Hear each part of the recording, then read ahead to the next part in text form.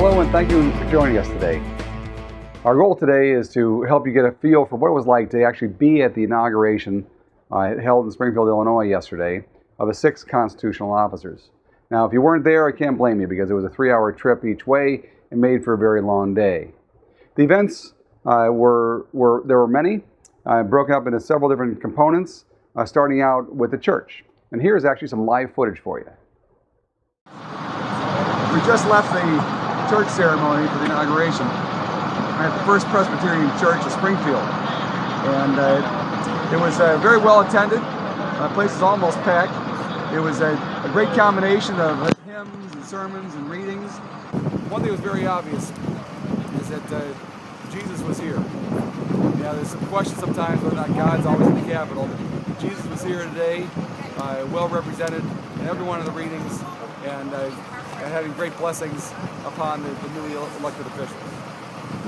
It's worth noting that this church I'm standing in front of is actually the church that Abraham Lincoln and his family used to attend from 1850 to 1861 when he left for the presidency. And now we're off to the convention center to attend the actual inauguration. Let's go. The ceremony is about to start in a few minutes. Here's a great pan of the whole area.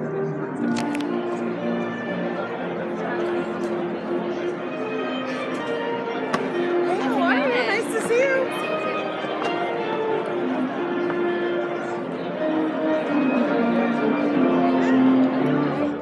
Well, here are some of the highlights of the speeches, which you can go to capitalfacts.com and actually listen to each one of them. But here are some of the things that I thought were particularly important and ones to point out. When Pat Quinn spoke, he talked about a lot of times about social justice and how some of his greatest quotes were things like, education, he said, is our strongest force for equal opportunity in our nation. He said that service to others is the rent we pay for God's gift to live here on earth. And he talked about the peaks and valleys of his own political career. He says, one day a peacock, the next day a feather duster. And that's gotten a lot of mileage. Now, Governor Quinn spoke for about as long as everybody else combined. He's followed by Sheila Simon, the lieutenant governor. She was very comfortable on stage, sort of self-deprecating, talked about her family and etc. She was followed by Lisa Madigan, who spoke a lot about her own accomplishments as Attorney General. What it seemed a little bit unusual, though, is that Lisa didn't seem very comfortable in front of the camera. Even someone next to me, who was a highly ranked Democrat working in Jesse White's office, commented that she seemed almost to be straining and forcing her words and being a little too theatrical.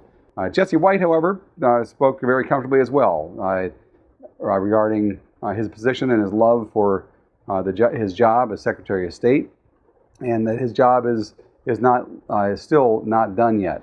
He was followed by the first Republican to come of the officers, Judy Barr-Topinka, our new comptroller.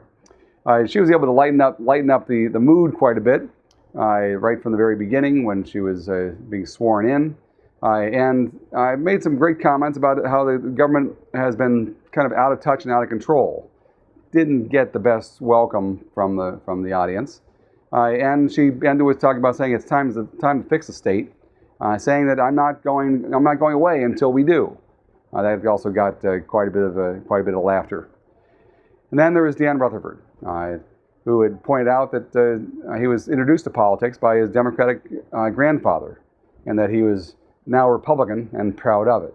But he was going to represent both parties well, and invest the money as secure as possible, and not going to be shy about it. The inaugural ceremony, which is really for all 6 constitutional officers, ended quickly after our treasurer was sworn in. And matter of fact, probably a third to a half left before the final swearing in and before the honor guard brought the American flag and state flag off the stage. But many of them, as we were quite a bit in a hurry to get to many other events throughout the evening. The one that we chose to go to was to go through the governor's mansion and to meet Pat Quinn personally. We only had a few hours left because we wanted to make the drive back that night, and we chose to go to 2 events, one for our new comptroller and one for the new treasurer. Now, Judy's event was very well attended. They had a live band, plenty of food and drink for everyone, and looked like everybody was having a good time. But really the highlight and our favorite one was Dan Rutherford's event that was very well attended by many elected officials and friends and dignitaries.